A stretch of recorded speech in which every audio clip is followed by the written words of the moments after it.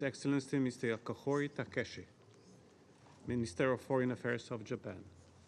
Mr. President, I thank you and the delegation of Slovenia for organizing this important meeting. More than 2.5 years have passed since Russia launched its brutal aggression against Ukraine. Japan again condemns Russia's aggression in the strongest possible terms and repeatedly demands its withdrawal from Ukraine. First and foremost, please allow me, on behalf of the government of Japan, to pay tribute to and express solidarity with President Zelensky and the Ukrainian people, who have been fighting to uphold the inalienable principles of the UN Charter for the political independence, sovereignty, and territorial integrity of their country since the start of the aggression. Today, Japan reaffirms its unwavering support for Ukraine. As the aggression continues and civilian casualties mount day by day, Russia's attacks targeting critical infrastructure such as hospitals, schools, and power plants are threatening the future of the Ukrainian people. Russia must uphold its obligations under international humanitarian law. Deliberate and indiscriminate attacks on civilian targets are in flagrant violation of international law and constitute war crimes. Japan condemns Russia's illegal abduction of children who should bear the future of Ukraine. We strongly urge Russia to release all persons unjustly detained and to safely return all civilians illegally transferred or deported. The damaging impacts of Russia's war of aggression go well beyond Ukraine. In addition to the mass displacement of people from Ukraine, we are witnessing the dire consequences of food and energy insecurity, particularly in vulnerable and developing countries. Japan commits to protecting the human dignity of those made vulnerable due to the conflict, including women and children, and to continue its support to them. It is unacceptable that a permanent member of the Security Council, on which the UN Charter confers the primary responsibility for the maintenance of international peace and security, is continuing to disregard international law by attempting to unilaterally change the status quo by force. In fact, Russia has violated Security Council resolutions it had voted in favor of by procuring ballistic missiles from North Korea and using them against Ukraine. In addition, we are deeply concerned about Iran's transfer of ballistic missiles to Russia. All UN member states must refrain from aiding Russia's aggression directly or indirectly. Furthermore, Japan condemns Russia's seizure and continued control and militarization of the Zaporizhia nuclear power plant. As the only country to have ever suffered atomic bombings during the war, Japan does not accept Russia's nuclear threats, let alone its use of nuclear weapons. In order to protect the international order based on the rule of law, it is essential to achieve a comprehensive, just, and lasting peace in Ukraine based on the principles of the UN Charter. The overwhelming majority of the international community shares this view. The only country worthy of blame for the present situation of Ukraine is Russia. UN member states, including the members of the Security Council, should make it clear that it was Russia that started this unjustified war of aggression. The rule of law is indispensable for multilateralism, and the United Nations should embody multilateralism. For this cause, all nations must fulfill their responsibilities to strengthen the governance of the United Nations. In order to reflect the realities of the 21st century and effectively maintain international peace and security, strengthening the functions of the United Nations, including through Security Council reform, is necessary. Japan is determined to continue exercising leadership to this end. In conclusion, Mr. President, as a country determined to seriously contribute to the maintenance of international peace and security, Japan once again strongly calls on Russia to immediately, completely, and unconditionally withdraw from Ukraine. Japan will stand with Ukraine so that peace and justice prevail. I thank you. I thank His Excellency Mr. Akahori for his statement. And now I give the floor to His Excellency Mr. Manuel Gonçalves, Deputy Minister for Foreign Affairs and Cooperation of Mozambique. Mr. President, I wish to thank Slovenia Presidency for convening this high-level briefing on the security situation in Ukraine. We wish also to thank the Secretary General for his statement and for convening the urgency of the situation in Ukraine. As the conflict in Ukraine approaches its 3rd year, we observe with deep concern that armed hostilities continue to prevail over calls for peace, and the situation remains dire with significant humanitarian impacts. The international community remains apprehensive about the potential for wider conflict in Europe. There is a growing sense of unease regarding the escalation of tension. It is imperative to acknowledge that the world faces a critical juncture where we risk failing in our commitment, I quote, to save succeeding generations for the scars of war, end of quote. The potential consequence of such failure could surpass the devastation witnessed in previous global conflicts. Mr. President, we convene today in wake of a landmark adoption of the Pact of the Future. However, we must recognize that if immediate action is not taken to solve the conflicts, the future will seek to secure for subsequent generations may be imperiled not only for Ukraine, but globally. This conflict between the two nations with an intertwined history and kinship has placed considerably a strain on our global architecture for peace and security, as well as on our shared principle of humanity. Against this backdrop, as we stand at the crossroad of history, confronted with the suburb reality of war and the threat of global conflict, it's crucial to reaffirm the fundamental values that bind us.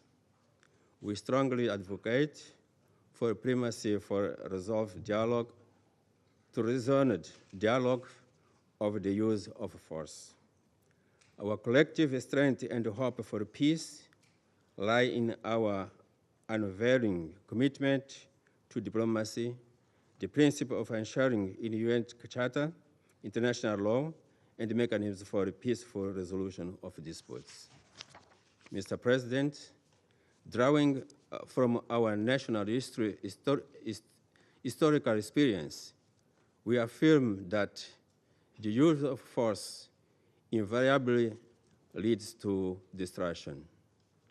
Such actions exacerbate divisions, fuel resentment, and inflict untold suffering on the most vulnerable members of our society. It is our firm belief that violence, regardless of its justification by any part, cannot establish the conditions necessary for lasting peace.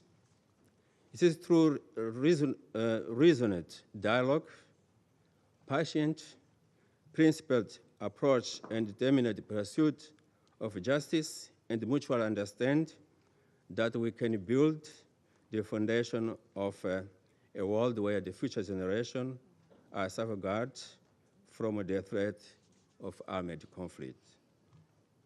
The ongoing conflict in Ukraine serves as the stark reminder of the fragility of peace and the immense responsibility we bear to protect it. We are confronted daily with alarming risk of escalation, including unimaginable aspect of nuclear confrontation. We must therefore categorically reject the temptation of counter force with force. Instead, We must rely behind the very principles that have guided us for over 7 decades.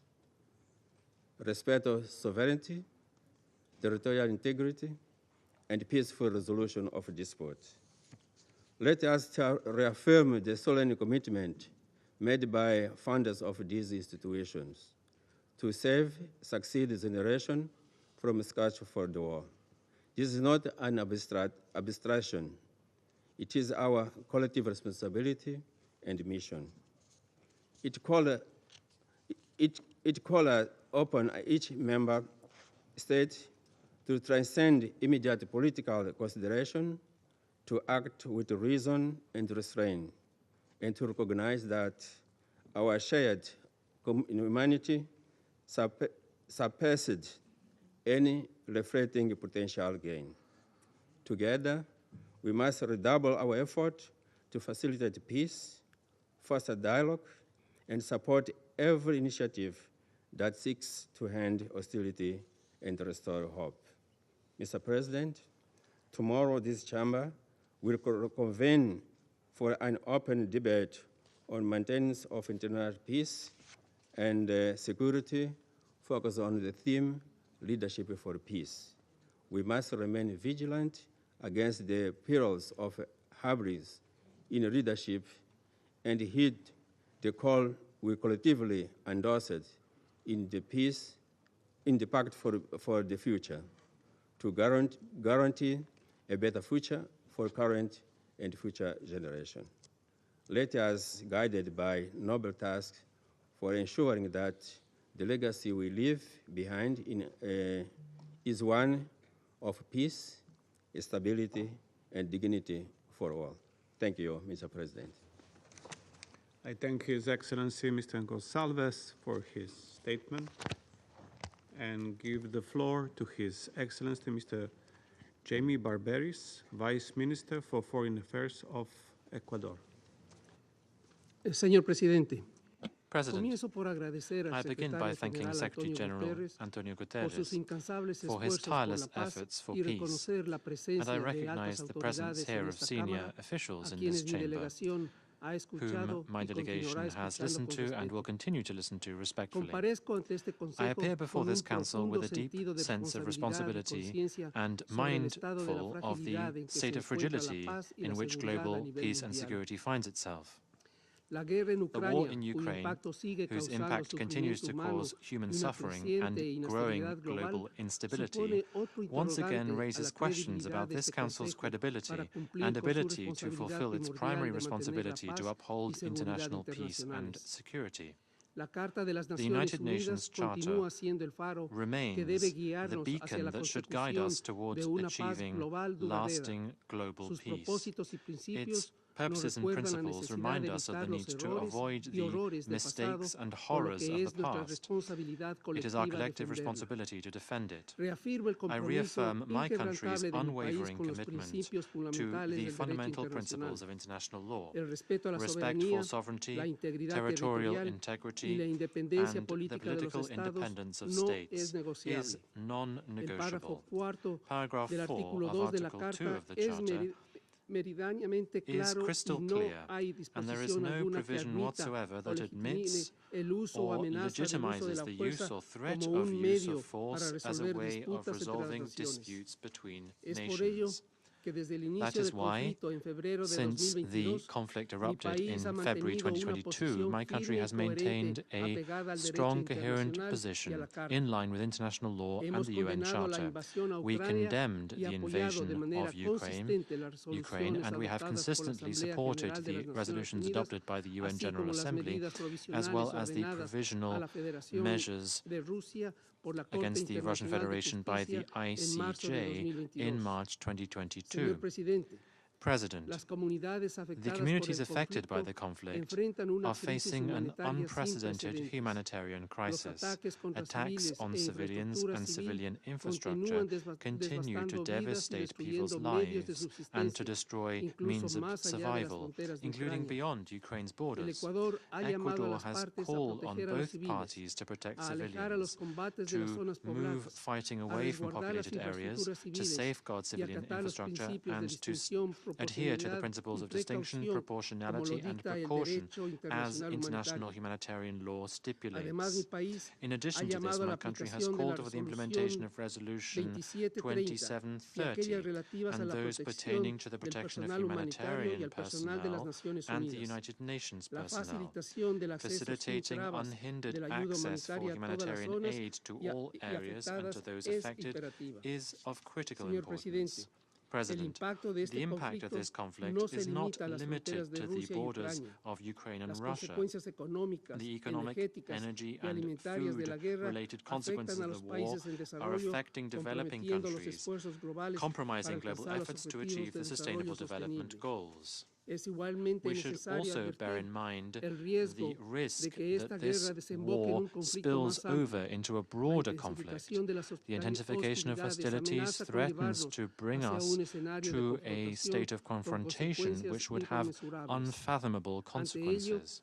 el llamado Given del this, the secretario UN Secretary General de las General's Naciones Unidas call a for fin there to be de an que las end hostilidades to y los esfuerzos hostilities de actores and the efforts of internacionales que international buscan actors to poner put an fin end a este to conflicto this deben conflict respaldarse. must be supported. Reitero la I disposición del Ecuador reiterate de apoyar Ecuador's toda availability iniciativa and willingness to encaminada a support restaurar all la initiatives paz to y la restore peace seguridad and en security Ucrania in y en la Ukraine región. and in El the wider diálogo region. y la Dialogue diplomacia and no pueden diplomacy ser cannot consideradas be líneas viewed rojas. as red lines. Señor Presidente, President, Excelencias, Your Excellencies, la experiencia del Ecuador's Ecuador ha experience demostrado has que shown incluso los that conflictos even más the most antiguos long-standing encontraron solución conflicts a can través del be diálogo y de la solved diplomacia. through dialogue and diplomacy. Si bien somos Although we conscientes are de la well aware complejidad of de how la situación en complex the Ucrania situation in y de Ukraine las is tensiones and of geopolíticas the que la rodean, geopolitical es tensions aquella surrounding it, it is experiencia this la que nos experience lleva al that leads convencimiento de que us se to the puede belief encontrar una that solución we pacífica can en find Ucrania. a solution for Este peace in Consejo Ukraine. tiene la This Council has responsabilidad the historic histórica de responsibility to construir la contribute búsqueda de to the soluciones quest for pacíficas, peaceful en solutions, rechazar el uso de la rejecting fuerza the como use of medio force as a para way of resolver resolving disputas disputes y en trabajar and por un working mundo for a en el que world in prevalezca la which seguridad collective colectiva. security Por prevails. ello, para terminar, That is why, to el conclude, Ecuador se une Ecuador el llamado a la Federación Rusa has a terminar sus joins operaciones the call militares en for the Ucrania, Russian de Federation manera que se pueda to end avanzar its military sin más operations in demora, Ukraine sin so más that we demora can move without hacia further una delay solución towards a negociada negotiated conducente a solution una paz towards a sostenible sustainable basada en el peace derecho based on internacional international y los law principios de and la the Carta de las principles Naciones enshrined in the Unidas. United Nations Muchísimas Charter. gracias. Thank you very much. I thank His Excellency Mr. Barberis for his statement. And now I give the floor to the representative of the Russian Federation. Господин председатель, Mr. President, красноречивому британскому министру, the highfalutin rhetoric of the British который foreign minister, преподавал нам уроки who империализма. lectured us about imperialism.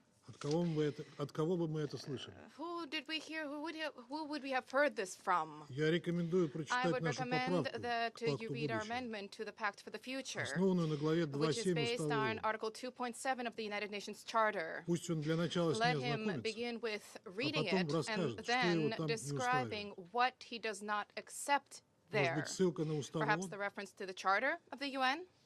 Он, правда, уже ретировался, Indeed, но he я has надеюсь, already ему передадут departed, нашу but I do поправку. hope that this will be conveyed to him. Господин председатель, Mr. President, сегодня на наших today, глазах before our происходит very абсолютно eyes, ужасная, absolutely бесчеловечная военная horrific, кампания. inhumane military campaign Генеральный is секретарь ООН в начале октября underway. The описал UN ее Secretary так. General in early Цитирую. October described it as follows, and I quote, За весь свой мандат в качестве throughout my entire генерального mandate секретаря as the я Secretary никогда General, не I never сталкивался saw с таким уровнем such страданий, levels of suffering, количеством жертв и casualties, разрушений, and которые devastation произошли за последние as was месяцы. seen in Конец recent цитаты. months, unquote. Этот This конфликт уже conflict has унес already жизни почти claimed the 42 lives of тысяч nearly человек, 42,000 включая 300 people, с лишним including гуманитарных работников. more than 300 humanitarian personnel. Территория, The на которой territory проживает 2 where миллиона 2 человек, million people превращена в руины live now lies in и ruins стала непригодной для жизни and на is долгие now годы, а uninhabitable and will возможно remain и uninhabitable десятилетия. for many years and possibly decades. Антонио Гутерреш Antonio ранее Guterres называл эту previously зону called детским this кладбищем. area a Столько там children's погибло женщин и детей. graveyard because so many women and children perished there. Несмотря на это, Совет And Безопасности despite all of this, the ООН вот United уже Nations почти Security год не Council может has добиться for там nearly 1 прекращения year огня, о котором not been able просят to achieve a все без ceasefire there, исключения which гуманитарные all работники. humanitarian workers and humanitarian Из-за personnel позиции have been одного calling постоянного for, члена all Совета barring none. Безопасности, And this который is ради due to the этого position применял of a право single вето permanent 5 member of the раз. Security Council who, for the sake of this, cast a veto 5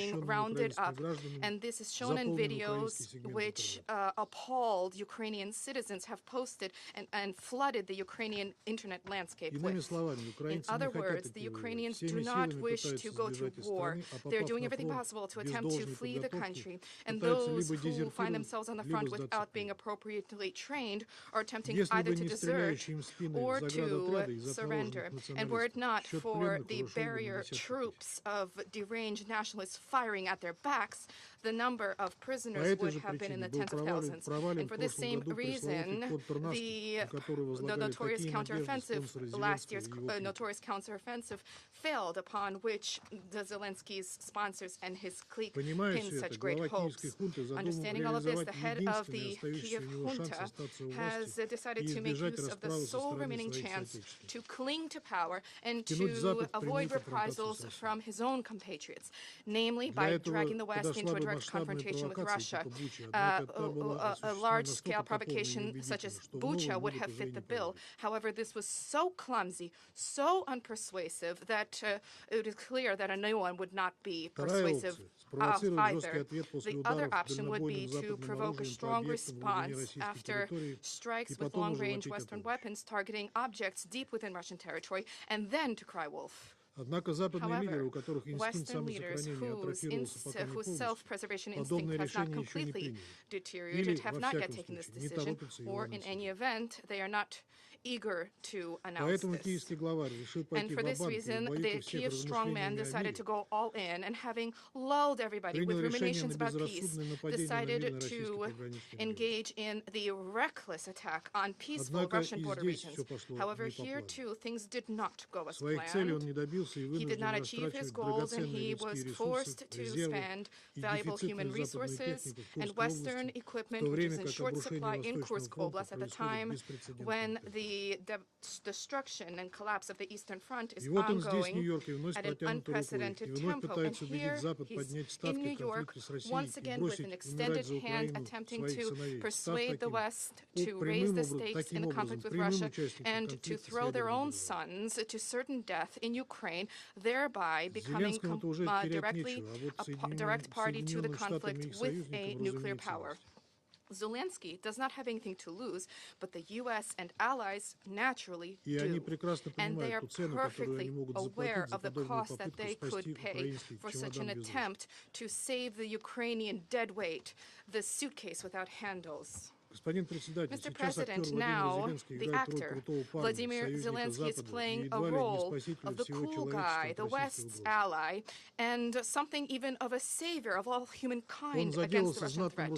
He has close ties with notorious Russophobes and fervent nationalists who imbibed with their mother's milk the ideas of Bandera and other Hitlerite henchmen. However, the character before us far from always played this role. To understand who we are dealing with, let's consider briefly his political persona over the past decade. In the past, before being elected president, and at the initial stage of the leadership of the country, Mr. Zelensky was actually quite critical about the coup in 2014. He called for an objective investigation into its dark chapters. Himself a Russian language speaker, in 2014, he uttered the following words, and I quote, "If in the east of Ukraine and Crimea people wish to speak in Russian, back off. Let them be. Let them speak in Russian lawfully. Language will never divide our motherland." End of quote. At the height of his election campaign in 2014, he announced that the oppression of the Russian language was unacceptable. He spoke of the need to guarantee that the Russian language develop on equal footing with others. Furthermore, he promised to ensure a lasting ceasefire in Donbass. It is hardly surprising that this program was appreciated by Ukrainian voters, and he received 3/4 of their votes. Naturally, the fact that he gave interviews in Russia also had an effect. He promised not to impose a cult of Nazi henchmen on those who do not regard them as heroes, and he promised that he would force a silencing of weapons in the east of the country, where the Ukrainian armed forces had for 5 years by that time been shelling peaceful cities, murdering women, the elderly, and children. However, after the presidential victory, he began to play a different role. role and failed to meet a single one of his promises, to honor a single one of his promises. We can see how he gradually betrayed the Ukrainian people and destroyed their statehood for the advancement of the interests of Western sponsors. In his inaugural speech, he announced that the Ukrainian state needs to fight for the hearts and souls of the people of Donbass, not just for territory. Soon after assuming the oath of office, he began to sabotage the implementation of the Minsk agreements. He supported myriad extremist laws against the Russian language and Russian speakers, and then simply advised that the residents of southeast Ukraine who view themselves as Russians to move to Russia. He called them specimens. And we would like to ask Mr. Zelensky, it won't be possible since he has left, who today called for respect for the Charter of the United Nations. How are these actions in accordance with the Charter of the UN? How is it in accordance with the violations of basic human rights which have been carried out by the leadership of that state? Or are you ready to note that in that document only those parts that pertain to territorial integrity? Instead of eliminating the root causes of the internal crisis in Ukraine, which triggered the civil war, the new president of Ukraine decided to exacerbate it.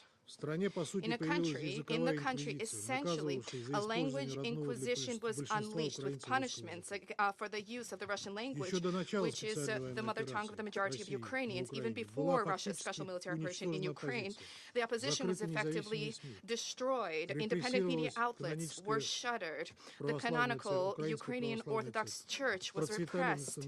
Nationalist and neo-nationalist groups flourished. Anything that in any way, in one way or another, linked Ukraine to Russia was effectively made illegal. History was rewritten. Children were indoctrinated with delusional theories about thousands-year-old Ukrainian civilization from which Jews and Portuguese and French originated. This is not a joke. It is not a fake. This is written in geography books for the 8th class in a Ukrainian middle school, and we showed it here in this chamber. Mr. President, in the West's battle cries, Ukraine is portrayed as some kind of an innocent victim of Russia's aggression, and the United States and allies are portrayed as peacekeepers. Nothing is further from the truth than these assertions. Ukraine, under the neo-Nazi Kiev regime, became a one-man dictatorship, willing, for the sake of preserving his power and blind obedience to the West, not just to drown his whole country in blood and to sacrifice all young Ukrainians who were unable to flee the country, but also willing to push the world into the abyss of a third world war. And just a few years ago, Mr. Zelensky said the following, and I quote, "I can assure you, for our heroes to not die any longer, I am willing to do anything, and I certainly am not afraid of taking difficult decisions. Without hesitation, I am willing to leave my post, if only for the advent of peace," unquote. Now these words appear to be from the realm of fantasy. That is how irrelevant they have become. Given the dismally low levels of support for him from his population, he has an animal fear of being stripped of power because he understands that he will be held accountable for all the crimes which he perpetrated during his presidency. Let us recall, regular elections were scheduled to be held on 31 March, but Zelensky canceled them under the pretext of a state of war, and this runs counter to the basic law of the country. After 20 May this year, when the presidential powers should have, according to the Constitution, been transferred to the Speaker of the Upper Rada, the head of the Kiev junta, transformed into a conventional usurper of power.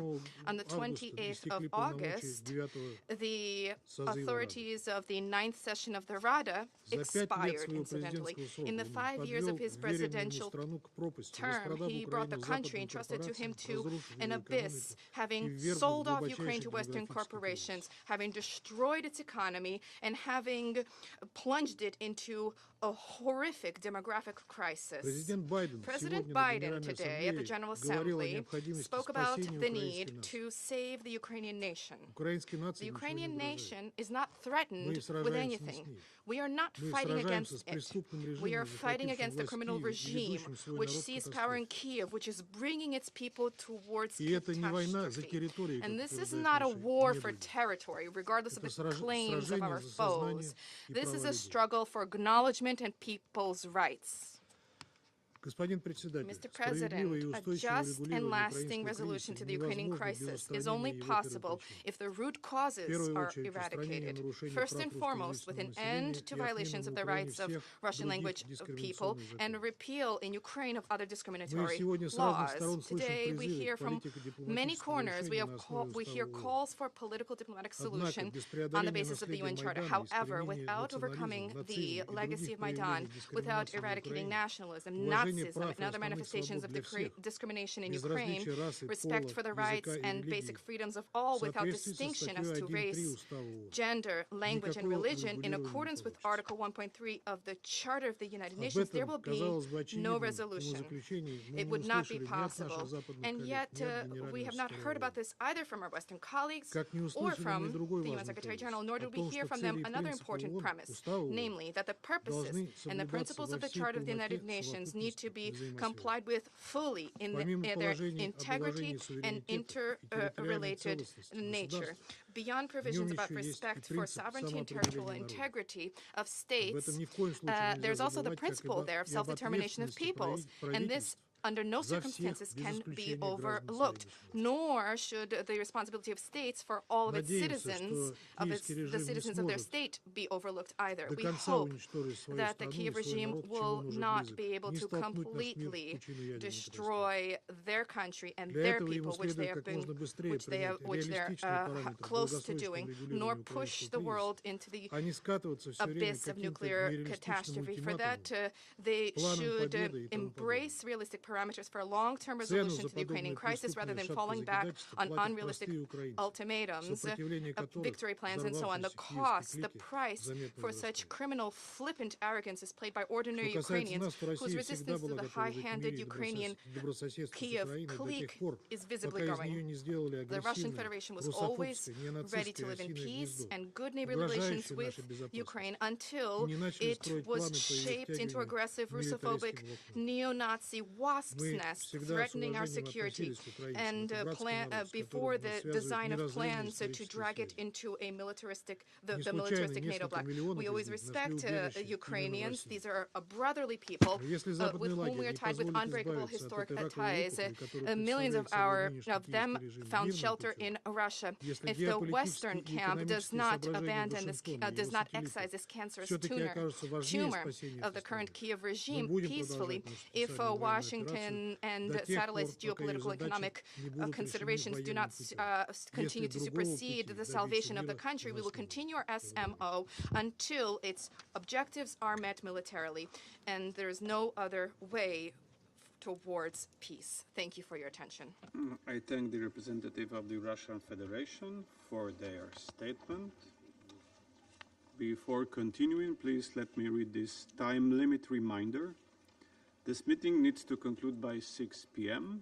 I would like to remind all the speakers that there is a time limit of 3 minutes in place to be able to conclude the meeting within the allotted time frame. You may send your full statement for publication as an official Security Council document with a letter addressed to the President. And now I give the floor to His Excellency, Mr. Gitanas Nausėda, President of the Republic of Lithuania. Your Excellency, Prime Minister of the Republic of Slovenia, Excellencies, ladies and gentlemen, I have the honor to speak on behalf of the three Baltic countries, Estonia, Latvia, and my own country, Lithuania. We came here to discuss maintaining peace and security of Ukraine. Before turning our attention to the future, I suggest that we also talk about the past and the present. Ukraine had been perfectly secure from external threats before the security was snatched away. Before the illegal occupation of Crimea, before the invasion into Donbass, before the whole-scale war of aggression in 2022. Right now, Ukraine has neither peace nor security. And it is Russia, a permanent member of the United Nations Security Council, that is directly responsible for putting not only European, but global peace and security under threat. Let me remind you that this great organization was created to prevent both wars of aggression and war crimes. The peoples of the United Nations determined to save succeeding generations from the scourge of war. That is how the United Nations Charter begins. And we continue to fulfill that promise to this very day. It is truly the shame that Russia is still able to hide behind the veto power and actively uses this power to cover crimes of its partners. Each and every person in this room knows about Kremlin's many crimes. I won't repeat the whole list now. What the Baltic states demand is accountability. The whole political and military leadership of Russia must be held accountable, as well as their major accomplices. Special international tribunal for the crime of aggression against Ukraine must be established. War criminals must be arrested under ICC arrest warrants by the countries that have ratified the Rome Statute. The Baltic states acknowledge that there will be no true accountability without Ukraine's decisive victory. Peace can only be achieved through the full restoration of Ukraine's territory within its internationally recognized borders. Security can only be guaranteed by Russia's acknowledgement that it will never prevail over the brave Ukrainian people. Therefore, it is the duty of the international community to support Ukraine for as long as it takes, until its final victory. Thank you so much. I thank His Excellency President Nauseda for his statement. And now I give the floor to Her Excellency Ms. Luminița Teodora Odobescu, Minister for Foreign Affairs of Romania. Thank you. Mr. President, Russia's aggression against Ukraine undermines with every passing day the effective and rules-based multilateralism with UN at its core. We are here today in the Security Council to stand by our neighbor Ukraine, by the UN Charter and international law, and echo again that there is only one way to end the aggression against Ukraine. Here is how. Russia must abide the rules of international law. It must unconditionally cease the use of force and withdraw completely and immediately from the territory of Ukraine within its internationally recognized borders.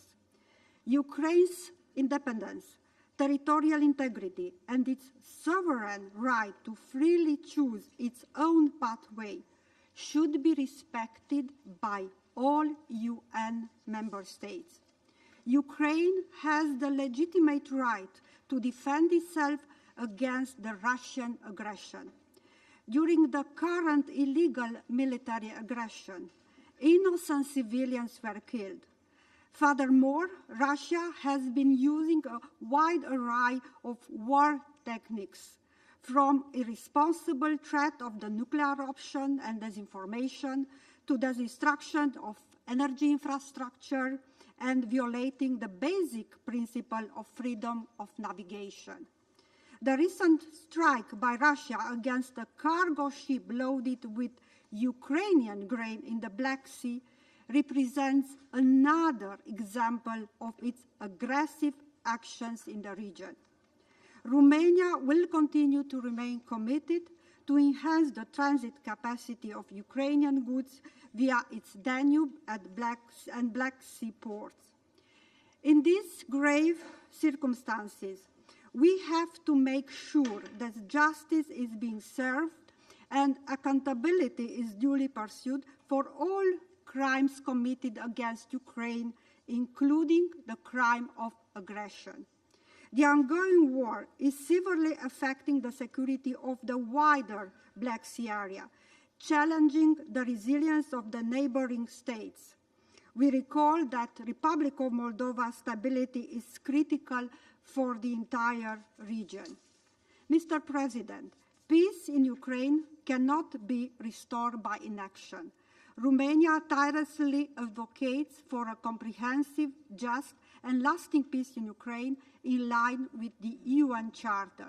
Romania fully supports the peace formula of President Zelensky. One principle is crystal clear. Legally and morally, Ukraine alone has the political and moral legitimacy to decide if, when, and on what terms it wants to engage with the Russian Federation. What we wish for is simple and only natural: peace for the people of Ukraine and fully fledged respect for the UN Charter and the international law.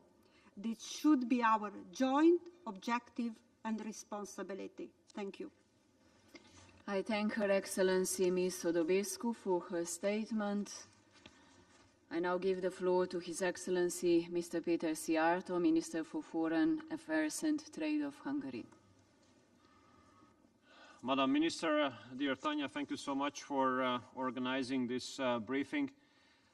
Dear colleagues, I'm representing a country which is a direct neighbor to Ukraine, a country which has been faced with the consequences of the war for the last 2.5 years, a country which has been paying the price of this war, although we do absolutely have no responsibility in this war being launched. After almost 1,000 days, I think the question is no more what we do think about the war, but the question is how peace will be made. Or even more precisely, Madam Minister, dear Chair, the question should read as which is the quickest way to peace. Because we do believe that we do have to reach peace in the fastest, in the quickest possible way.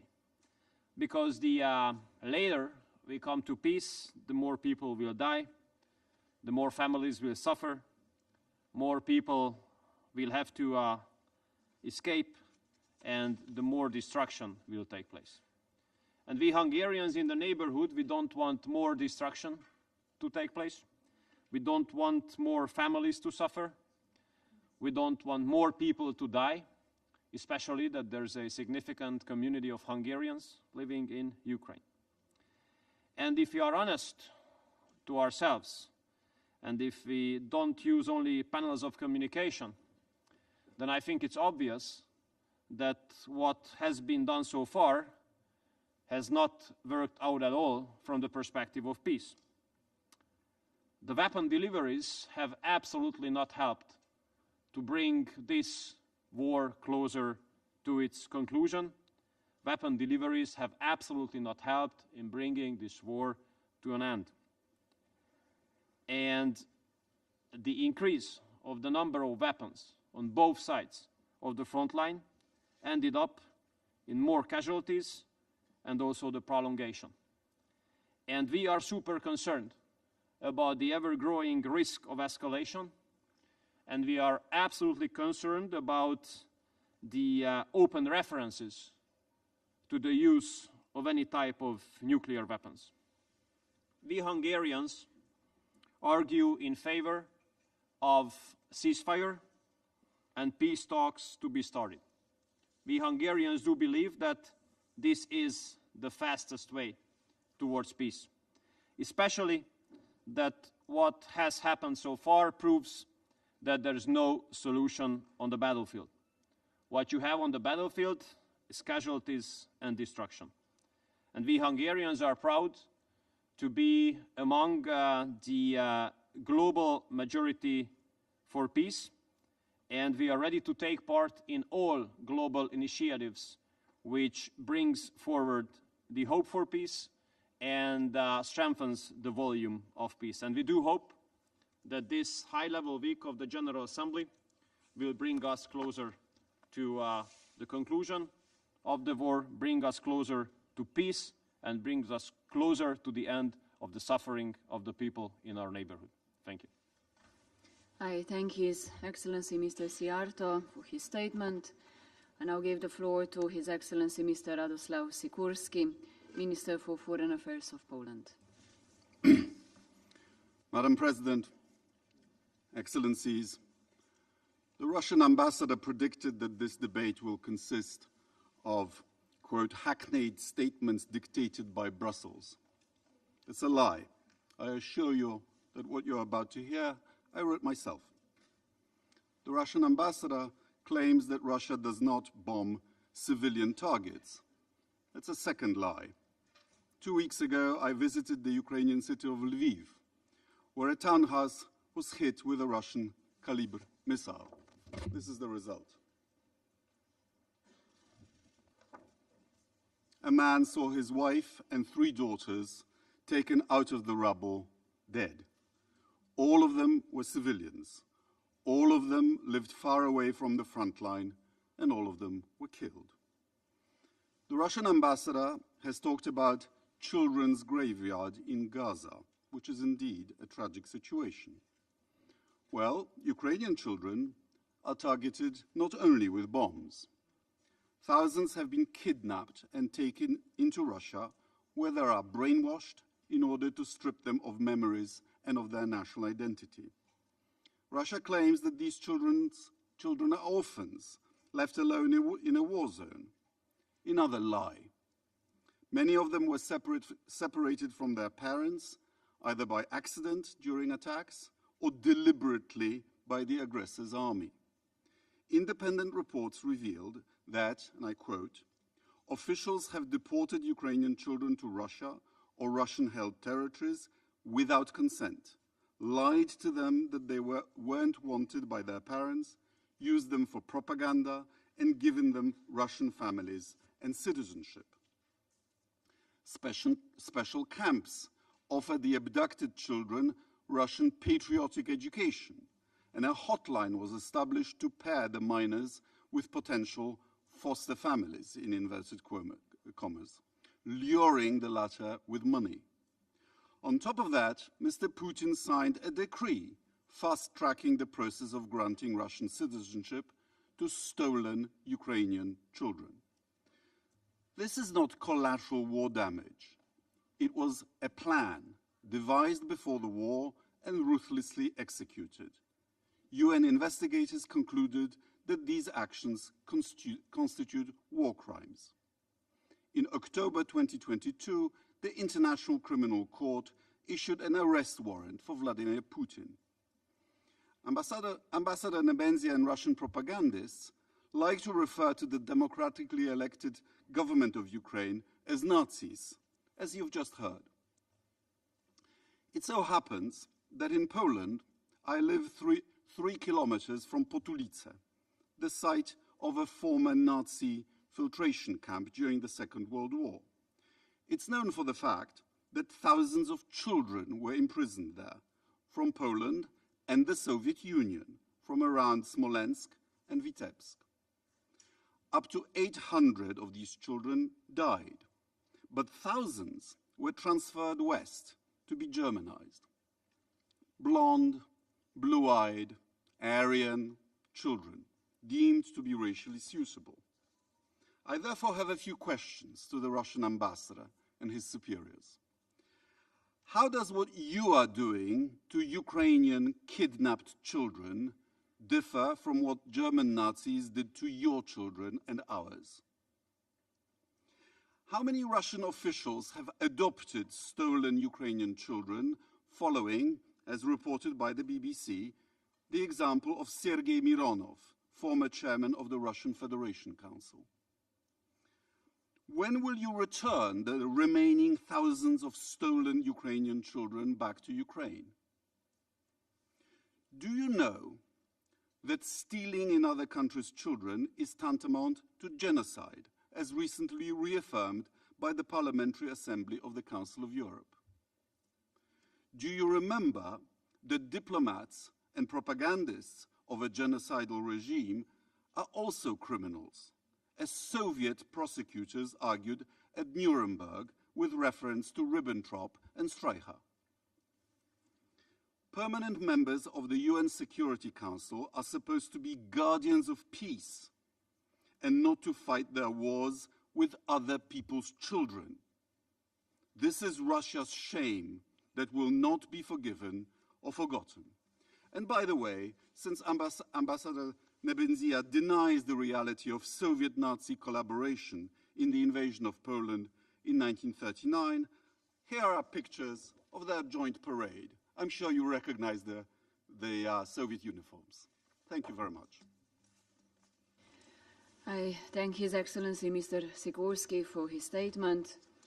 I now give the floor to His Excellency Mr. Juraj Blanar, Minister for Foreign and European Affairs of Slovakia. Thank you, Madam President, Excellencies, dear colleagues. I would like to thank you for the opportunity to take the floor as a direct neighbor of Ukraine and deliver the key message on behalf of Slovakia. Now I would like to focus on 3 points. Firstly, to reiterate our principal position. Slovakia supports the sovereignty, independence and territorial integrity of Ukraine within its international recognized border as a matter of principle. Borders must be respected and cannot be changed by force. The sovereignty of all must be respected. These are key provisions of the UN Charter, essential for the global stability and predictability of international relations.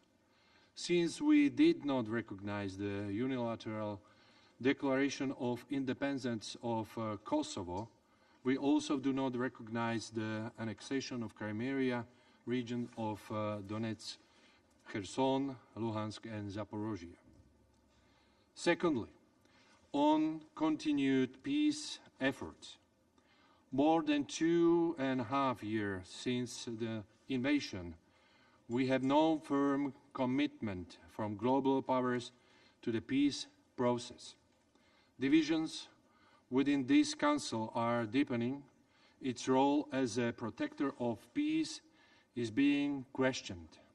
Slovakia calls on all the stakeholders to put aside their differences and focus on stopping the human suffering and destruction of Ukraine.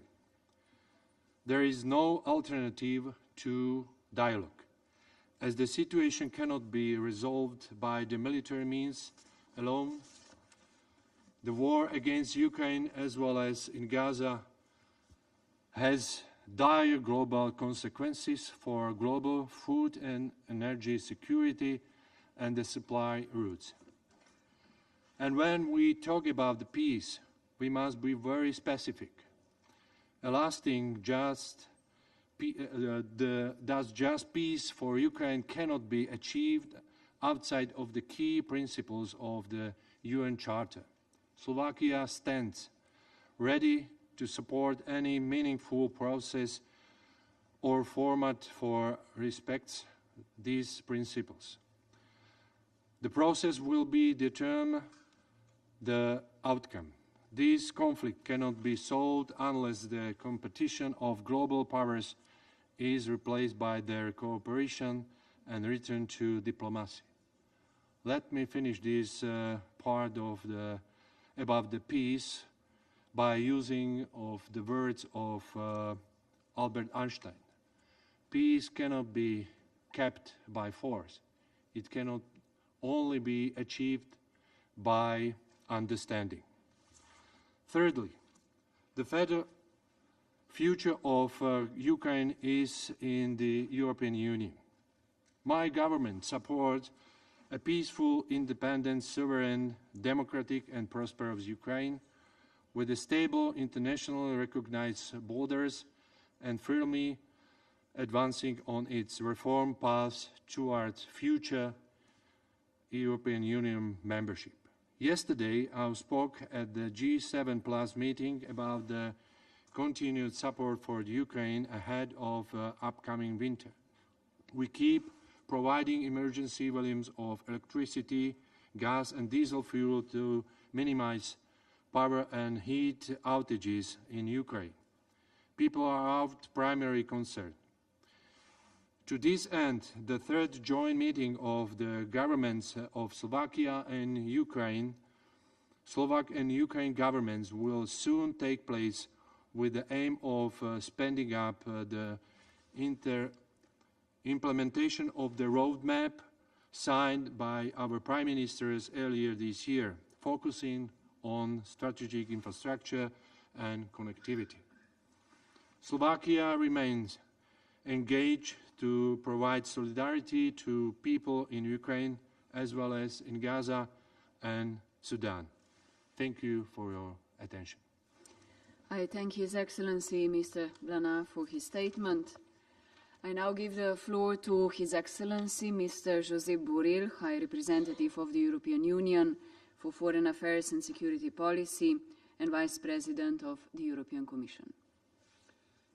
Mr. President, distinguished members of the Council, we meet today as a permanent member of this Council. Russia continues carrying a brutal, unjustified and unprovoked war of aggression against Ukraine. As many have said today, it's a blatant violation of the United Nations Charter. Russia launched a war against Ukraine. It is the first interstate war in Europe since World War II. And Ukraine defends itself in line with its right to self-defense under the United Nations Charter, and it does so against a nuclear-armed state. The international community must remain determined to support Ukraine's freedom, independence, sovereignty, and territorial integrity within its internationally recognized border. Some has declared here today that they love peace. Oh yes, they love peace. No one loves peace more than the Ukrainians. And they want peace quickly, the quickest possible way.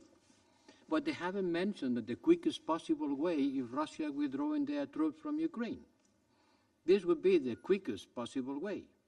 Yes, there is another way, Ukrainian surrender. But we don't want this kind of ending the war.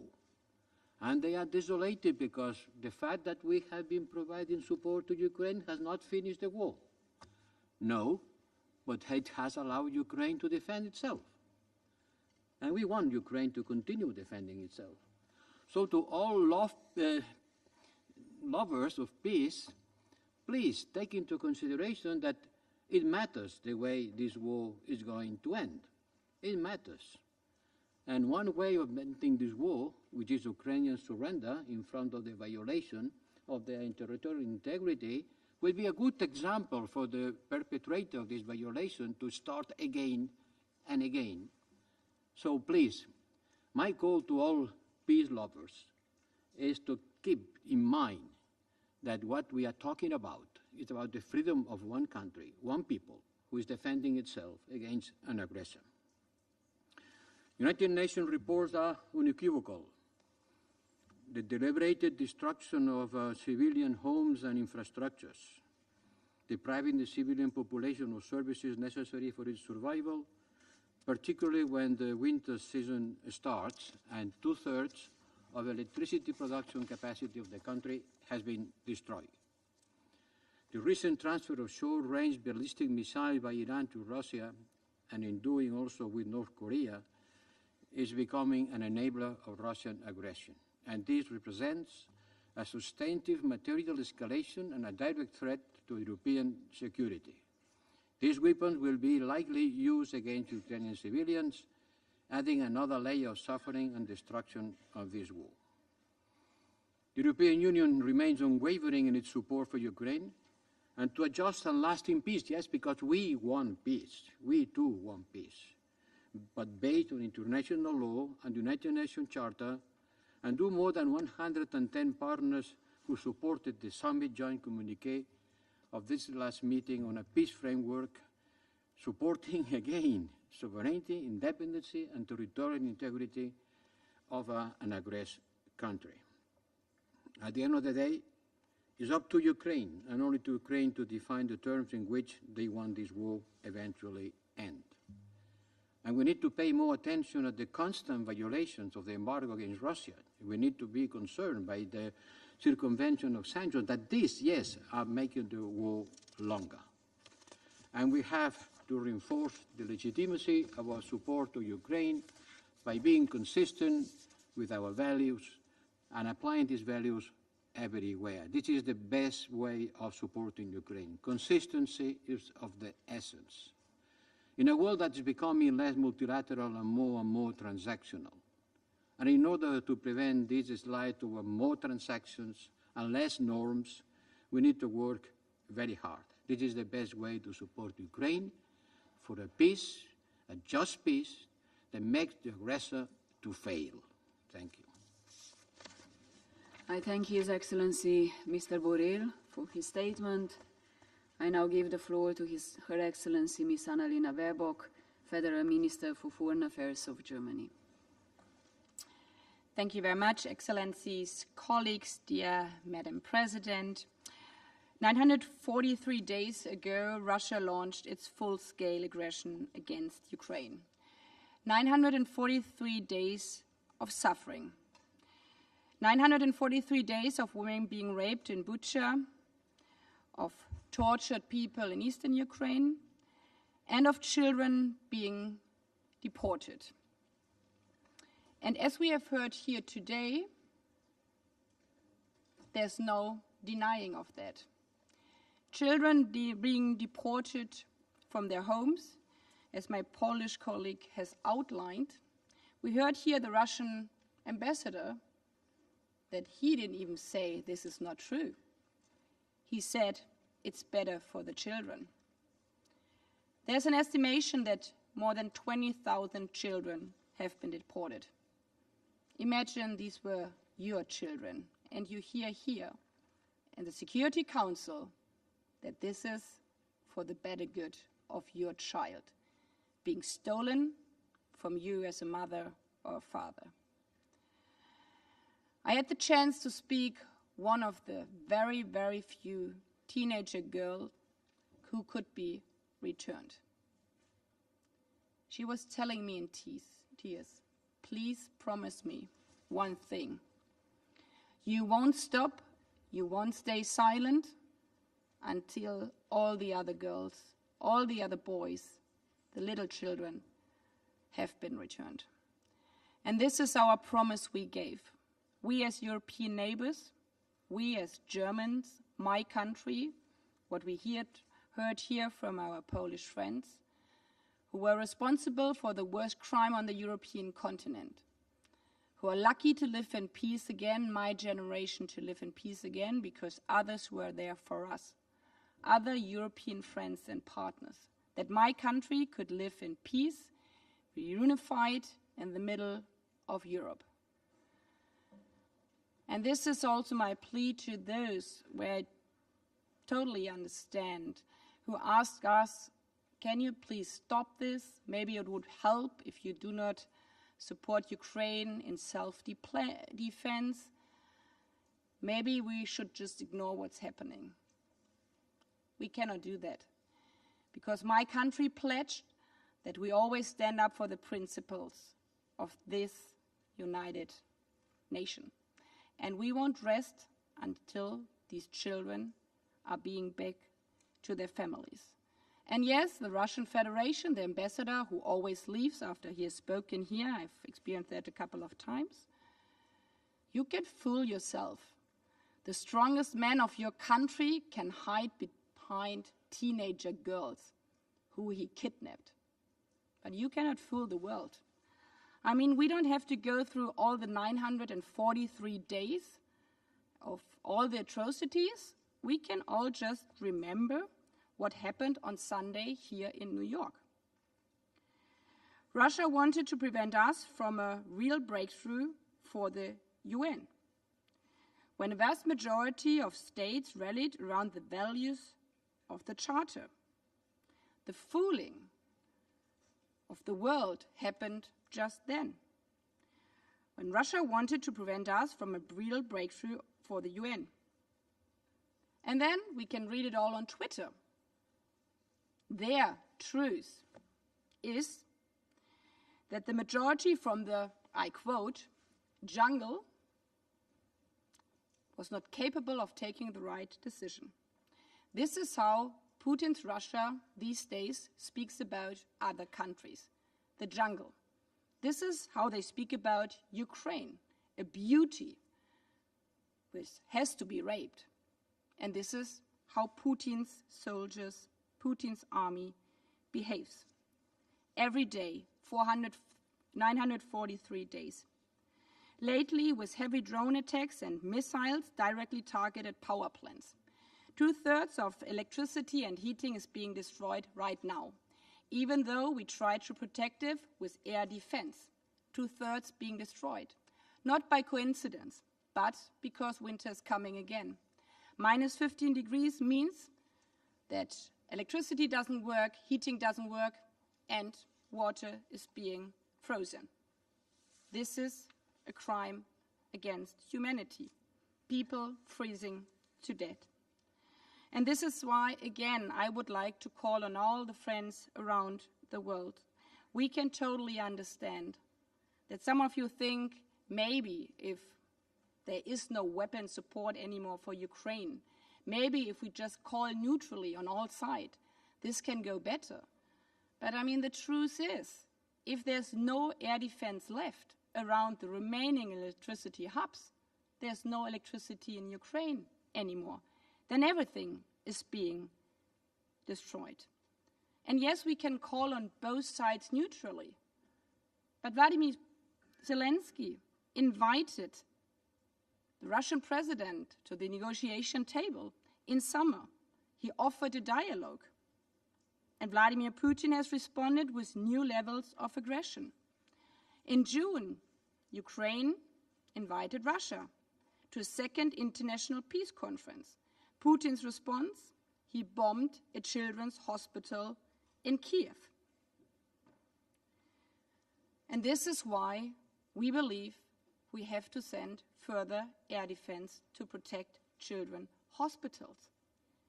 And this is why we are on one hand very grateful that an increasing number of our partners in the world are thinking about how to end this war. We need this. We need an end to this war.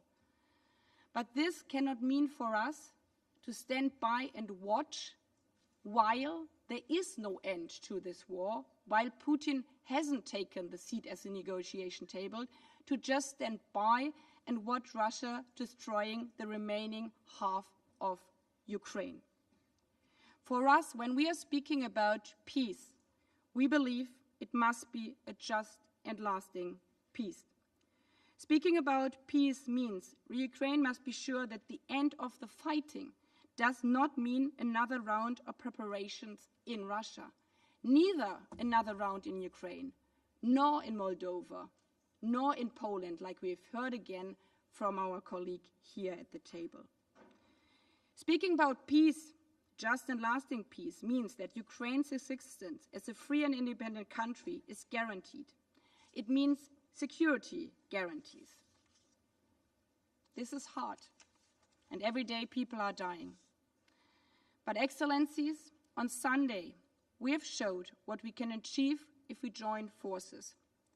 We showed that those who want to destroy our charter will not succeed if we stand together and rally around the charter.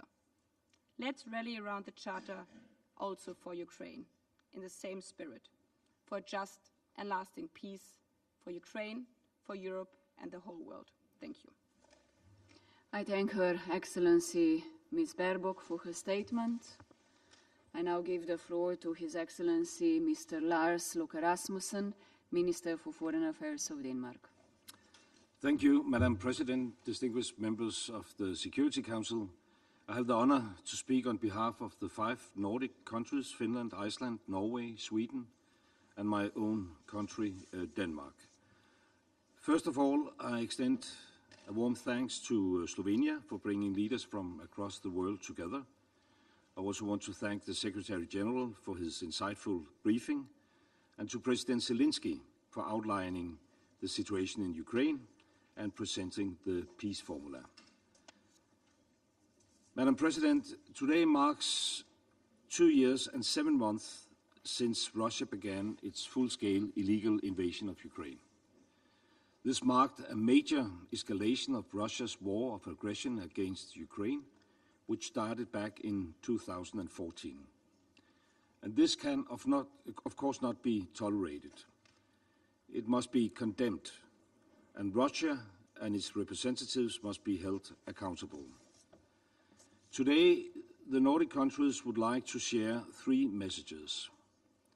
Firstly, with its war of aggression, Russia is violating the most basic rules and principles of international law. It is deeply appalling that Russia, a permanent member of the Council, continues to disregard the UN Charter, which is the cornerstone of this institution. The vast destruction and the suffering of the Ukrainian people all stem from Russia's choice to continue its brutal aggression. The Nordic countries will continue to seek full accountability for the crimes committed, ensuring that Russia and its representatives are held to account in a shared responsibility of us all. Secondly, we repeat that Russia's war has grave consequences beyond the European continent. Earlier this month, a ship carrying grain was attacked in the Black Sea. We strongly condemn such attacks, which jeopardize global food supplies. Madam President, it is deeply concerning that Russia's systematic and damaging attacks against Ukraine's critical infrastructure continue. Civilians face immense hardship in Ukraine. Nearly 15 million people are already in need of humanitarian assistance. Russia's intensified attacks affect the lives of millions of people in Ukraine. Across all sectors of life, people lack access to water, electricity and heating, and the winter is fast approaching. Ending this will require strong cross-regional support, and therefore we urge members to support Ukraine in defending its people and rebuilding its infrastructure, to uphold the UN Charter by holding Russia accountable, and to call for a fair and lasting peace. And this brings me to my third and last point. We need a comprehensive, just and sustainable peace based on international law, including the UN Charter. The Nordics firmly support President Zelensky's peace formula, and we encourage all member states to do the same. The Summit on Peace in June reconfirmed the strong support for the UN Charter and laid the foundation for the way forward. Any pathway to peace in Ukraine must be grounded in the UN Charter and its key principles, including Ukraine's sovereignty, independence, and territorial integrity. Our commitment to the UN Charter and support for Ukraine remains resolute. Thank you, Madam President. I thank His Excellency Mr. Rasmussen for his statement. I now give the floor to the representative of Turkey. Thank you, Madam President. At the beginning, I would like to thank also Secretary General for the comprehensive briefing. As we gather today in the Council, we confront the grim reality of the ongoing war heading towards its 4th year. This conflict inflicted profound suffering on millions in Ukraine and beyond. Unfortunately, since the beginning of the war, each day has taken us further from the peace. After almost 3 years of hostilities, hopes for an end to the conflict is low. Besides, risk of an uncontrolled escalation is still a fact. Escalation poses a threat not only to Europe, but to global stability. International community has so far tried to end the war primarily through coercive measures, but unfortunately these methods have yet to deliver. Whereas the UN Charter mandates peaceful resolutions to disputes, thus we must advocate for a just peace rooted in international law. We must reaffirm again and again our commitment to Ukraine's sovereignty, territorial integrity, and independence. Security Council can bring its influence to bear to encourage the two sides, back to the negotiating table. Ultimately, a just peace can only be achieved through direct dialogue and mutual understanding. This basic principle has shaped our approach to the conflict since the beginning. We maintain our position that diplomatic efforts and dialogue should constitute the focus of our endeavors. We continue to stand in full solidarity with the Crimean Tatar Turks in supporting their efforts to claim their rights. Madam President, above all, we must prevent at all costs the emergence of a new geopolitical fault line that will run through Ukraine and trigger a long-term global confrontation. It remains important to encourage the two sides to consider revitalizing the diplomatic track despite the current circumstances. Madam President, as all know, some Turkish initiatives in coordination with the UN yielded some important results, such as Black Sea Grain Initiative, exchange of prisoners of war, capturing sea mines, and some other initiatives are still pending, but we never give up trying. Thank you.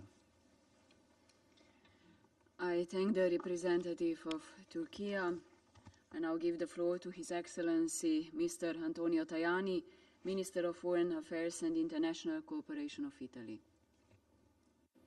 Thank you very much, Mrs. President. The Italian government, led by Prime Minister Giorgia Meloni, has on many occasions, also in this room, started our clear position on the Russian aggression on Ukraine. Italy stands with Ukraine with the goal of a just peace. We stand with an invaded people, fighting to defend their freedom and sovereignty. This is a key priority. At the United Nations, in the European Union, and as President of the G7 this year. Just in the last few days, here in New York, I chaired 2 G7 meetings on Ukraine. Supporting the defense of Kiev is crucial, but also is crucial to protect its infrastructures. Our support is focusing on the defense of Ukrainian territories. We are not at war with Russia. Our goal is to achieve peace. We are in favor of a conference of peace also with Russia, also with China, for achieving a good agreement that peace is not a defeat of Ukraine. Peace is the freedom and integrity of Ukraine. I wish to express our full solidarity with the Ukrainian government and people for the current intense Russian attacks to the energy infrastructures. Winter is imminent. We are very concerned by the situation and we reaffirm our support to Ukraine and its energy sector. International humanitarian law calls for the respect of the energy infrastructures. As I started in our G7 Plus meeting on energy just yesterday, since the start of the war, Italy provided several hundred tons of materials, including generators. Italian government, together with our companies, contributed with important donations. In February, we signed an agreement with the European Bank for Reconstruction and Development on €200 million project to restore the capacity of the main hydropower generating Ukrainian companies. We want to do more. President, Italy will host in 2025 the next Ukrainian Recovery Conference. Our focus is on peace. We want to avoid escalatory spirals. In our view, the solution involves starting a political and diplomatic process. Je souhaite maintenant m'adresser directement à mes collègues des pays partenaires. Il est temps d'unir nos efforts en vue d'une paix juste et de travailler à l'élaboration d'une plateforme de négociation commune. Vous trouverez toujours une oreille attentive à Rome. Nous soutenons l'approche adoptée par la Russie lors des sommets de juin et nous pensons qu'il faut se concentrer sur les trois piliers dont nous avons discuté en Suisse. Les questions humanitaires, le nucléaire et la sécurité alimentaire. Estamos muy preocupados por la seguridad de la central nuclear de Zaporizhia. Debemos seguir apoyando los esfuerzos del director general de la OEA, Grossi. El G7 reiteró la necesidad de apoyar al sector agrícola ucraniano, que es crítico para el suministro mundial de alimentos, en particular para las naciones más vulnerables. También el G7 pidió que las exportaciones de grano, alimentos, fertilizantes e insumos procedentes de Ucrania pueden continuar. Reconocimos como un paso adelante los intercambios de presos. Es un punto de partida. Seguiremos trabajando sobre eso. Mrs. President, the commitment to peace needs continuous engagement. Italy wants to do all it can, starting with the upcoming G7 ministerial meeting I will host in Fuji, close to Rome, in November, and the Mediterranean dialogues scheduled in Rome again in November. Every opportunity is important to work for a just peace. Count on the Italian government. Thank you very much. I thank His Excellency Mr. Tajani for his statement. There are no more names inscribed on the list of speakers. The meeting is adjourned.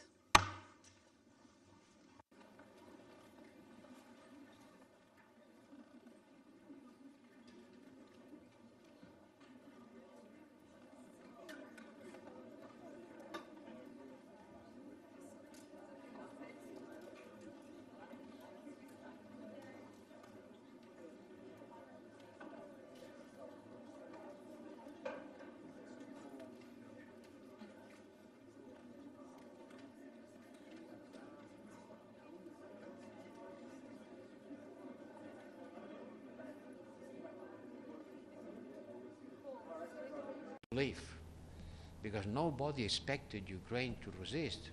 And the reason was clear. Russia is the number 4 in the world for military expenditure. Ukraine is number 35. So the difference between the military capacity of Russia and Ukraine is an abysm, incredible. So the fact that Ukraine was resisting was a kind of miracle. And at the beginning, we offered Ukraine, what did we offer to Ukraine? We offered helmets. Now we are offering F-16. It's quite a difference, no? But immediately after, when people in the chancelleries and myself in Brussels, we considered that Ukraine was resisting. It was not 2014. Allow me to remind you, 2014, when the Crimea invasion, in Munich conference, the Europeans didn't want to arm Ukraine. They refused to arm Ukraine. They considered this, well, impossible to resist. This time, we did it. And we have to continue doing that. I don't know what the Americans, the US with the new presidency will do or not. But by the time being, allow me to say that EU support, the European Union support, you add military, civilian, economic, financial and humanitarian, is greater than the US. More than 100 billion euros is the bill that we have paid. Among them, 45 on military support. Less than the US? Yes, certainly, but quite an important figure. 45 billion is not negligible. And adding everything together, we are, I think, the European Union, I'm sure, the greatest supporter to Ukraine. And one thing for me is clear. As far as the Ukrainians want to resist, we have to support them. Otherwise, we will make a historical mistake. Thank you very much. Thank you.